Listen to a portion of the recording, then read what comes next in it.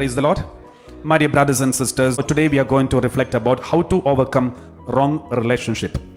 So in order to discuss and reflect about how to overcome wrong relationship, we should know which is wrong relationship.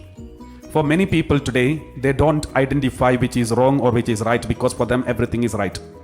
Everything is all right. Everything is okay for them, provided nobody judge them. So this is a wrong understanding. The word of God judges us. So word of God has all the right and duty to judge, because Bible says very clearly it is His word that judges us. Praise the Lord. Thank you, Father. Thank you, Holy Spirit. Abba, Father, we love you. We praise you. We worship you. Thank you, Father. We read Gospel of John chapter 12. Verse 48. Chapter 12 verse 48. We read like this. The one who rejects me and does not receive my word has a judge. On the last day, the word that I have spoken will serve as judge. So anyone who say, don't judge me, I don't want judgment, I don't want anyone to judge me, they say, in fact, I don't want word of God. They are denying the judge. So as per Christians, those who believe in Christianity, those who follow Jesus Christ, the word of God is judge.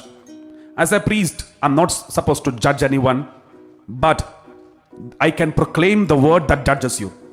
I can proclaim the word that judges me. I have to proclaim, because that's my primary duty as a priest, to preach the gospel and to celebrate Holy Eucharist, to forgive the sins and to heal the sick. This is the duty of a priest. Therefore, it is also my duty to preach the word that may judge you. Please don't feel offended about it, because that is our duty. Praise the Lord. So what word may judge us. So that is why Jesus said, my word will bring fire inside. It may pierce. The word of God is double-edged sword. It pierces inside of you. Therefore, we need to understand. When we hear certain truths, we may be shocked. Maybe for the first time someone is telling you this. So don't get shocked, because this is all based on word of God, whatever that we preach. Praise the Lord. So my dear brothers and sisters, when we speak about how to keep a holy relationship, and how do we know which are the wrong relationship, how to overcome the wrong relationship, we need to look into the Bible and should have the mind of Christ. So when we read the Bible and go through the Bible passages, we know what is the mind of Christ. We have so many relationships today. One is the most important holy relationship, marriage. The marriage between husband and wife, a man and woman. Only these are considered as marriage. And marriage becomes valid only when it is done in front of the altar. When a priest celebrates it, blesses you, unites you.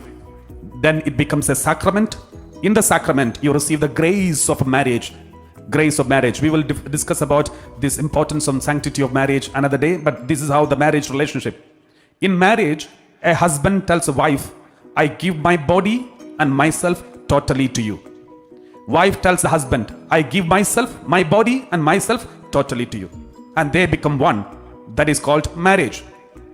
So what about premarital relationship? There are people who are entering into relationship, friendship, premarital relationship, even physical relationship. What does it mean? In the premarital relationship, one person say, I give my body, but about myself, I have not yet decided. I give my body to you temporarily. You enjoy, I will also enjoy. But I giving myself totally to you permanently, I have not yet decided. So that is what premarital relationship. What about living together without a sacrament of marriage? That is nothing but a merely prostitution, a kind of adultery. Because I don't want to give myself totally to you. I don't want any responsibility on you. I don't want to take responsibility after our relationship. Even if a child comes out as a result of our relationship, I don't want any responsibility. This is not any covenant. It is an adjustment for the time being. If it goes well, we will go on well. If not, we will break up any time. So this kind of relationship is not really a covenant. It is not decent, because we don't respect the other person. We only use the other person as an instrument, and we are not giving totally to the other person. Therefore, it cannot be considered as a sacrament of marriage or any kind of marriage, because there is no holiness. And then those of people who are married legally and also sacramentally, but they're having extramarital relationship. So those people also have a problem. They initially they have decided to surrender themselves totally in the marriage, sacrament of marriage, knowing each other with full consent. They got married in front of the Lord. And now they say, yes, at that moment, during the sacrament of marriage, they said, I give my body and myself totally unto you. But somewhere in the middle, they decided to withdraw themselves. They broke the covenant in front of the Almighty God. The covenant which they have taken in front of the Almighty God. Now they give only their body whenever they need some pleasure, but they have not given themselves completely to the other person. And that is why they have no guilt feeling and prick of conscience when they enter into extramarital relationships. So these are the things that we need to understand, first of all, as an introduction to this. So therefore, my dear brothers and sisters, marriage supposed to be kept undefiled. The marriage relationship, we know from the Bible passages, which we will discuss and reflect in the coming days in a special way. Now, there are many husbands and wives. They are married in a proper way. But because this world has become so defiled, and this world has become so much into the sinful attitude, the worldly pleasures are so much and temptations are so much, there are no self-giving, total surrender to each other is not taking place in many husband-wife relationship. I remember one lady came and complained. She said, Father, my husband has got lots of time for my body, but he has no time for me. My husband has got lots of time for my body, but he has no time for me. What does it mean? The husband is only interested in her body to enjoy the pleasure of it, but he has no time to spend with her. No time to go out, no time to speak, no time to express the love of the loving conversation, no time to know each other, because he is interested only in the body, not interested in her. Therefore, this woman is feeling empty. Though she has a husband, she feels emptiness inside, and she said, Father, he has lots of time for my body, but he has no time for me. Whenever he needs a desire for his flesh, he comes to me, but at the same time, whenever I want to talk to him, he has no time, he's so busy. Many husbands are using their wives or the life partner as an instrument only for their pleasure. My dear brothers and sisters, it's a breaking of the covenant of sanctity of the marriage. We do need to repent. The husband-wife relationship, primarily, it is holy and it's a spiritual relationship. And secondly, it is emotional relationship. Only third, physical relationship. The physical relationship comes only in the third. So therefore, it has to be kept so holy. So I remember one boy, the boy and girl. So one girl came and said, and she said, Father, I have a boyfriend. I trust him. I love him. We love each other. And my parents, everyone said it is wrong. I don't think anything wrong. I don't find anything wrong. I think this is a gift of God. This boy is a gift of God. God has given me. Now I have found true love in him.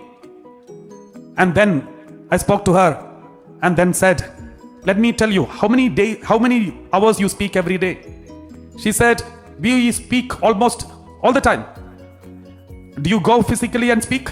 She said, no, he calls me over the phone, sometimes at midnight for hours, and sometimes early morning, sometimes daytime, sometimes when we go for walk and he speaks. What is the conversation? What is the content of your conversation? And then he said, Father, there is not much content, but we just go on speaking. And then in between the conversation, I don't want to explain the whole details of the conversation, but let me tell you, this girl also confessed one thing, admitted one thing. Most of the conversations are about the physical relationship, all sexual connotations, because that is what he is interested in. He is interested in all these wrong things. Therefore, he wants to know more and more. And then after talking, we came to know she even had texted her own pictures, photographs, selfies in different positions and sent to him. And everything in his custody. I said, why did he ask for all this? Because he loves me. She said, he loves me. Therefore, I trust him completely. And I told her, be careful about him. If he loves you, why does he is so curious about these physical things? And how can he ask for all these photos? Why is he interested in only these things? My dear brothers and sisters, when the lust controls, we look at the other person as part by part. But when love controls, you look at the other person as a whole. Why people are interested in knowing the part by part and start evaluating each one's body parts? Do you think the other person only an instrument of your pleasure to evaluate and look at the other person as part by part, it's a clear sign of lust. If God also looks at part by part, my dear brothers and sisters, this is something that we need to be very careful about. If the other person is not able to respect our body and accept us as a whole, that means there is something wrong. If that person loves you, he will protect you. If that boy loves you, he will always protect you, your dignity, your identity, your body, your holiness, and he will always respect you as a person, not as a commodity in the marketplace. Therefore, it's a wrong relationship. This is not good, holy relationship, but this is only lust relationship. He's not interested in you, he's interested in your body. My dear brothers and sisters, we have to be very careful about every relationship. One day, one girl, she's only 12 years old, and she said, "Father, can I have a boyfriend?" She's only 12, she wants a boyfriend. What is your opinion about boyfriend and girlfriend? She just only 12. And then I said, why do you need a boyfriend? Why do you need a girlfriend? But you can have friends who happens to be boys. You can have friends who happen to be girls. But when you pick out of thousands, you pick one and say, this is my boyfriend, this is dangerous. This is not healthy, especially when you're only 12. Because we are feeding the lust. What you feed, that will grow inside. Every human being has got love and lust. In the childhood, as a small child, we are supposed to feed our love, not lust. So we should have a healthy relationship with everyone. We have so many friends who happen to be girls, so many friends who happen to be boys. There is nothing wrong, but exclusively one person and reject everyone else, and you talk only to one person, even from your childhood, just only 12 years old, this is not healthy. You are feeding your lust, and he is also feeding his lust, whoever may be. This is not holy. Then she said, Father, I already have a boyfriend, and we speak only holy things. And then I said, what kind of holy things? We speak about Bible. We go to church always together, walking hand in hand. Therefore, I think this is a gift of God. God has given me. My dear brothers and sisters, you are only 12. God will never give a gift of boyfriend and girlfriend. God will give you a boyfriend or girlfriend when it is needed. And any other friend whom you collect and call them boyfriend, it is not from God. It is from your lust. That you are feeding something wrong. We should have friends, my dear brothers and sisters. If you are a girl, have so many friends, good friends, holy friends. If you are a boy, have so many friends who may be girls or boys, who may be, but have good friends. God wants us. God will be so happy to see you moving around with everyone and enjoying like a beautiful bird in the garden of Eden, playing around and moving around as a small child, young girl. You're moving around with everyone, laughing, talking, chatting. God will be happy, but God won't be happy to see you out of hundreds. You have selected one and He's possessing as if you are having a pet. There will be a time when you need a husband or need a wife. That is the time God will bring a person whom you want to love or that you can desire, but God will bring. Not when you are in studies. When you are in studies, these kinds of relationship may not help you to focus on your studies. Therefore, God will never bring anything that is distracting you from studies. In case if anyone you get, remember that need not be from God. That is your choice. And you may end up in marriage, but then God won't be responsible. You can force God to bless it. You can force your parents to bless it. You can force your parish priest to consecrate it. He may do it, but the consequence, we have to be responsible. Otherwise, if it is from the Lord, God will take the responsibility. But if it is our choice and we are forcing God to approve it, then we will have to take responsibility. Praise the Lord. So, my dear brothers and sisters, these are the things that you need to be very careful about when you enter into a relationship. And even pre-marital relationship, some boys and girls who are in relationship and even have sexual relationship, physical relationship before marriage, always remember, it will bring a scar in your body, scar in your life, scar in your emotion, scar in your personality. Every pre-marital relationship will bring a scar in your life. I remember one boy, young man, married, he came and he was crying. He's into to God and prayer and everything, and he said, Father, I will do anything to get rid of this. I said, what do you want to get rid of? Then he said, Father, in my bedroom, we are not alone. I said, who else is there? And then he said, in my imagination, when I'm having the physical relation with my life partner, I'm thinking about my ex-girlfriend. Always I'm thinking about it. It is not going from my mind. I know I'm doing an injustice to my wife. She's so loving. She's so good. But I'm not able to come out of it, Father. It is eating me up. My dear brothers and sisters, this is something that we need to be very careful. We read Matthew chapter 5 verse 28. Matthew chapter 5 verse 28. We read like this. But I say to you that everyone who looks at a woman with lust has already committed adultery with her in his heart. When you look at a boy, or man, or girl, or woman, when you look at that person with lust, has already committed adultery with her in his heart. Therefore, my dear brothers and sisters, that's why I said this culture of looking the other person by part, it is not from God. Evaluating each body part, this is not from God. This is a clear sign of the lust. Look at the other person as a whole and start loving the person, not some parts. Praise the Lord. One day one youth came and asked, Father, young person, and he said, Father, should I, they are into relationship, this boy and this girl, they are into relationship, their friendship, but they are keeping a very holy, good relationship. In the sense, they don't touch each other, but they love each other, they respect each other. They don't talk anything unholy, and they are almost in the marriage age. They are also thinking of marriage. And then he came and said, Father, anyway, we are going to get married. I'm sure I'm going to get married to her alone. And she is also sure that she will get married to me alone. So is it okay if I go and sleep with her?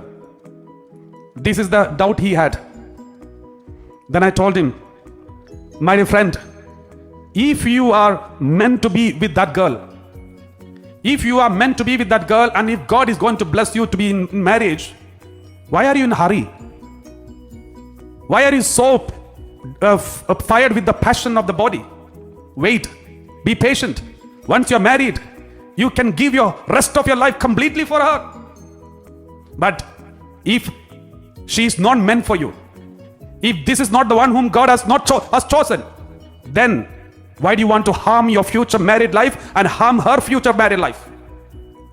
You decide. You say you are going to marry her. My dear brothers and sisters, in this world, you cannot be 100% sure of anything unless you get married first. Therefore, my dear brothers and sisters, we should never enter into such kinds of physical relationship or any kind of... And then he said, Father, is it okay to kiss her? Okay, I don't go to sleep with her, but is it okay to kiss her? Then I told him, practice the purity you would hope your spouse should have in the future. Practice the purity. For example, once you marry, suppose you marry another girl and you marry, and at the end, on the first day of the marriage, she says, my dear, I had an ex-boyfriend. He used to frequently kiss me. Is that okay for you? Will you be so happy to hear that? Will you tell, oh, you are an expert in this, so now I'm happy? My dear brothers and sisters, no human being, no man who once has got a dignity will be happy about it. Therefore, I told him, practice the purity you would hope your future spouse should have. You should practice it. Keep that holiness of your body, mind and soul. Praise the Lord. Praise the Lord. Thank you, Father. Let us read 1 Thessalonians chapter 5 verse 11. 1 Thessalonians chapter 5 verse 11 we read, therefore encourage one another and build up each other as indeed you are doing. It is the duty of the boy to protect the girl, and it is the duty of the girl to protect the boy from falling into any unholiness. If you both love each other. If you don't love each other but lust each other, you will be in hurry to use his body and her body. That is why I said we have to be very careful about lust and love. Love is not blind, lust is blind. Love has no secrets, but lust has secrets. Love is open, the lust is not open. Love, your husband, your parents and everyone will be happy to know, and you will not be embarrassed in front of them. But lust, you will be embarrassed in front of everyone. I remember one girl came and said, Father, in this modern world, it's an embarrassment to tell others that I'm a virgin. And she said, Father, in my college, university, when I tell others I'm a virgin, they are so shocked. It's an embarrassment, and they think I have something wrong with me. My dear brothers and sisters, holiness becomes an embarrassment. It seems it is terrible. My dear, and I told this girl, suppose on your marriage, after your marriage, your husband on the first day says, my dear, I waited all these years. I never entered into any relationship. I waited all these years with my virginity so that I can give myself totally only for you. When you see this virgin, the holiness of your husband, will you get embarrassed or will you get honored? If you are entering into a family life, and when you tell your husband or tell your wife that I waited for this day so that I can give myself totally in holiness to you, you're honoring the other person, respecting the other person, and the other person will feel never embarrassed but honored. It is better to be embarrassed here today among your friends so that one day when you have a future life, you will be respected and you will be respecting someone else and honoring. That honor will remain forever. Let us read John 15:13. John 15:13. We read like this. No one has greater love than this, to lay down one's life for one's friends. So there is no greater love. Sacrifice your desires of your flesh. Keep your body holy. If at all, if you give you in the marriage, if you get into marriage, give your husband your whole body and holiness and everything. That is the real love. That is how you convey, you give yourself and give your real love. There is holiness. There is something honorable. Only a good human beings can do that, my dear brothers and sisters. Those who are like cats and dogs will not be able to do it because they don't have self-control. We are not like cats and dogs. We are children of God. God gave a special gift called self-control, which may not be there for animals. Animals behave according to instincts. They don't know who is my husband, who is my wife. Have you seen any dog coming and introducing his mother-in-law? They will never, because they don't know who is mother-in-law, who is father-in-law, who is my daughter, who is my sister. They will have physical relationship as they want according to their season. They don't keep the holiness and sanctity of their relationship. But we human beings are not like cats and dogs. We are human beings, children of God. We are given the self-control.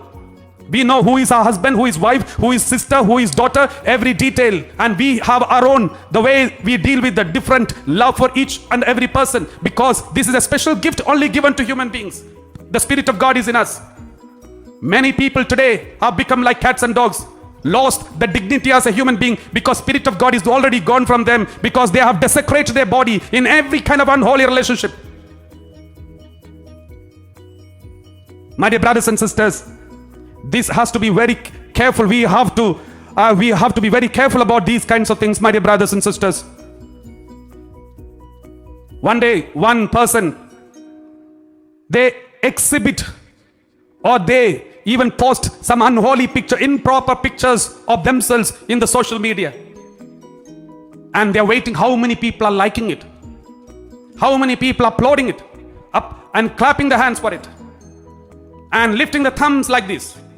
The more they put, they feel honored and respected. And I know one person who did this and then came and justifying it. Then I said, did anyone correct you? Only my parents, only my siblings, only my parish priest. All the others, they all liked it. My dear brothers and sisters, just look at it. Your parents, your siblings, your friends and your relatives, your close friends and your parish priest, these are the people who they care for you. I asked her, do you know all these people who liked your picture? Do you know them personally? No, I don't know them. Do they know personally? No. Then what do they know? They only know your body. They only saw your picture. They liked your body, not you, my dear sister. But the real people who really cared for you are the people who corrected you. But sometimes the spirit of whoredom will block us. We will become blinded. Hosea chapter 5 verse 4. Hosea chapter 5 verse 4, we read like this. Their deeds do not permit them to return to their God. For the spirit of whoredom is within them. They do not know the Lord. Their deeds do not permit them to return to their God. For the spirit of whoredom is within them and they do not know the Lord. They cannot relate to God. When you enter into a wrong relationship, the first thing that you are going to do is you will stop praying. You will stop reading Bible. You will stop going for mass. If at all, if you go, you will go only to please your parents. And if you go there, you will never be involved in the prayer. If possible, standing at the back of the church. Again, if it is possible, outstanding Christians standing outside the church. So, my dear brothers and sisters, this is what happens when the lust enters inside of us and controls us. It's a clear sign this relationship that you are entering into, this friendship that you are entertaining is not from God. If it is from God, how is your relationship with God is affected because of this relationship? Praise the Lord. Thank you, Jesus. Praise you, Jesus. Abba, Father, we thank you. We praise you.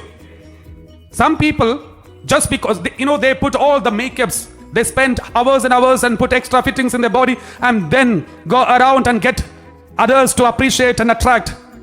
But such people, those who are attracted by your look and come to you and get married to you, the only such people who are interested in these kinds of appearance will come and get married, not a person who really respects you. I remember one lady who came and said this, Father, my husband, before the marriage, we were in love with each other. He appreciated everything of mine and he was so happy with me. But after marriage, this is what happened, Father. After marriage, some years, we lived a happy life and we have children. Now he started complaining about my weight, my fat, and there are lots of complaints he has, and he's ashamed to take me along with him. When he goes for a party, he goes alone. When we go outside, he doesn't take me. And then she said, now he's separated. He's not interested to stay with me. He doesn't even want my children. He's staying outside. He's having some other affairs. Father, I think if I was skinnier, if I was healthy, if I was using proper makeup, even now, he would have stayed with me. Then I said, not necessarily. He may have used you longer. That's all. Because he never loved you, he only loved your body. Praise the Lord. My dear brothers and sisters, these are the areas that we have to be very careful. Why do I say these things openly? I know that it may disturb many of you and irritate some of you. But this is what God wants me to tell you. Whether you like it or not, please listen. We read 2 Corinthians chapter 7 verse 1. 2 Corinthians chapter 7 verse 1. Since we have these promises, beloved, let us cleanse ourselves from every defilement of body and spirit, making holiness perfect in the fear of God. Making holiness perfect in the fear of God. Let us cleanse ourselves from every defilement. My dear brothers and sisters, you may see each other a beautiful body, but remember, sooner or later these bodies beautiful fade. After some time, no shape. And after some time, you will lie down, your whole body there will be wrinkles all over the body, your hair will be lost, your tooth will be lost, and whatever that can be lost will be lost. And then, one day you will die. When you die, you will be put in the coffin. And from the coffin to a big 6 feet pit. And then, your body will become a dinner for the worms. That's all. Body is good for nothing. Don't take our decisions based on the appearances of a body. These are all going to disappear. These are all going to perish. Let us look at the spirit. In every married relationship, the first relationship is spirit to spirit relationship. Second is emotion to emotion relationship. Third is body to body relationship. When Adam saw Eve, who brought Eve to Adam? God brought them. Therefore, the first one was a divine relationship. God brought Eve and Adam together. And God's presence made it spiritual union. Later, as soon as he saw her, he said, this is my flesh of my flesh, my body of my body, liver of my liver. So the first romantic song, he became emotional, romantic. So this emotional love union. First is spiritual union, second emotional union, and then the physical union comes. Therefore, always remember, in every relationship, it should be spiritual. It should start spiritual. The spirit to spirit relationship is very important. In every marriage relationship, even after marriage, this spiritual union will help you. We will reflect about this in these coming days. Let's 1 Peter chapter 1 verse 15 and 16. We read like this. 1 Peter chapter 1 verse 15 and 16. Instead, as he who called you is holy, be holy yourselves in all your conduct. The Lord says, the one who called you is holy. All the girls and boys who listen to me, the one who called you is holy. Therefore, be holy in all your contact with your friends, the boys who are girls or whoever may be. In every contact, be holy. Anyone who say the holiness is an embarrassment, they are coming from the evil one. Do not entertain them. Because the Lord says, it is written, you shall be holy because I am holy. God says, Hebrew chapter 12 verse 14. Hebrew chapter 12 verse 14, we read like this. Pursue peace with everyone and the holiness without which no one will see the Lord. Pursue peace with everyone and the holiness without which no one will see the Lord. Without holiness, no one can see God. That's why many people abandon God. They can't see God because they are not holy. Many people are denying God the existence and becoming atheist. Once upon a time, they were so close to God. They were leading the worship and prayer and leading the many things. But now they have become atheists, not believing in God because they lost holiness somewhere in this course of time. The moment you lose the holiness, the next moment, it is impossible for you to see God and experience God. Psalm 119 verse 9. 119 verse 9, we read like this. How can young people keep their way pure? How can young people keep their way pure? By guarding it according to your word. By guarding it according to your word. 2 Timothy chapter 1 verse 9. God will give you the grace to keep holiness. Holiness is not possible if God is not there. Anyone who is not in relationship with God cannot have a good relationship with anyone on this earth. Who saved us and called us with a holy calling, not according to our works, but according to His own purpose and grace. This grace was given to us in Christ Jesus before the ages began, so that we may be able to be holy. This grace is given to us. We read like this, Psalm 139 verse 23. Let us all pray together this prayer, this word of God. Every one of us. 139 verse 23 and 24. 23 and 24. Search me, O God. Repeat after me. Search me, O God, and know my heart. Test me and know my thoughts. See if there is any wicked way in me, and lead me in the way everlasting. Search me, O God, and know my heart. Test me and know my thoughts. See if there is any wicked way in me, and lead me in the way everlasting. Praise the Lord. Praise the Lord. In every relationship, before you enter into relationship, ask God, God, is it the one whom I have to be into relationship? Am I in the right path? Am I doing according to your plan? Philippians chapter 2 verse 5. Philippians chapter 2 verse 5. Philippians chapter 2 verse 5. We read, let the same mind be in you that was in Christ Jesus. Jesus was full of holiness. In every relationship, he had so many girls who are his friends. No girlfriends, but girls who are his friends. He had so many people with whom he lived. But nobody, not even his enemies, questioned his integrity, his holiness. He was unquestionable with regard to his relationship with women, even in front of his enemies. At the moment of his death, nobody questioned about his holiness. Everyone questioned about wrong teaching. That's all.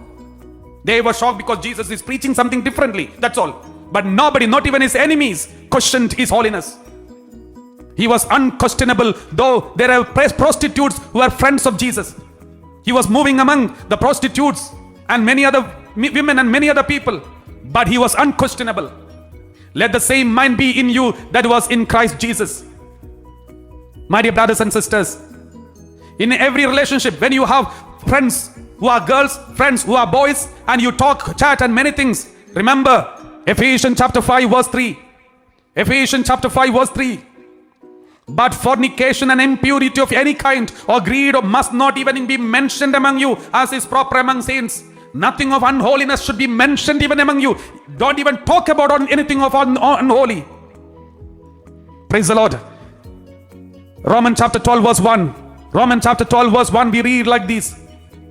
I appeal to you therefore, brothers and sisters, by the mercies of God, to present your bodies as a living sacrifice.